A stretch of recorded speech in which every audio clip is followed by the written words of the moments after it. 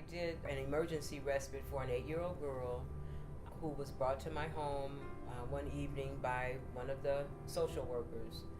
And the little girl was okay as long as the worker was standing right there with her. But then when the worker said she had to go, the little girl started screaming and crying. And I told the worker, when I get you by the door, you just open the door and go ahead out. And I know she's going to scream and cry, but I'll deal with it from there. And that's what we did. When I got the worker by the door, she went on out the door, and of course the little girl started screaming and crying and screaming, and she laid on the kitchen floor and she just cried and cried. And this actually went on at least for an hour and 45 minutes. It finally got to the point where I didn't think I could get her calmed down. And so while she was laying in the floor and she was rolling around, I noticed the little boots that she had on. They looked like little Ugg boots, and I had just recently bought a pair. And so I said, oh, I got a pair of boots like the boots you have on. And as soon as I said that, she stopped crying, and I saw her look at her boots. And I said, you want to see the boots I have? And she said, yes.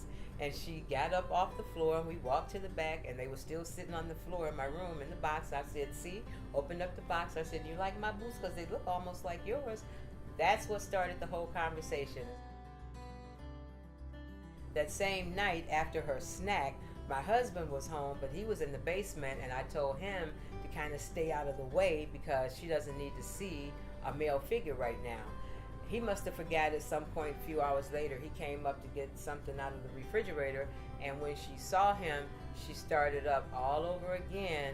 But I tried to explain to her that that's my husband. He's downstairs watching TV. He just came up to get something to eat, and that kind of calmed her down again.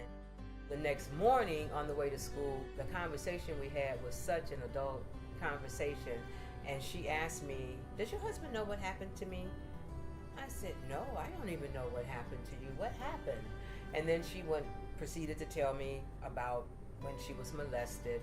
And she says, just please tell Mr. Ross that it's nothing personal. So I said, okay, I'll certainly tell Mr. Ross when I get back home what happened. So when you get in from school this afternoon, then we won't have a problem. And she was like, okay. So she got out of the car, went to school that day. And then when we came home, it was just a normal evening. All of us sat there and played cards. And that's how she got used to my husband. So whenever he would walk into the room, she was okay with him being in the room. If she didn't trust me, she would have never told me the things that happened to her. And so that was another relationship that I felt like I built with this little girl. And I think if you were to call her and ask her if she wanted to come here, she would say yes, because before she left, she drew a picture and put it on the refrigerator of me and Mr. Ross, and she said Mr. Ross is crazy.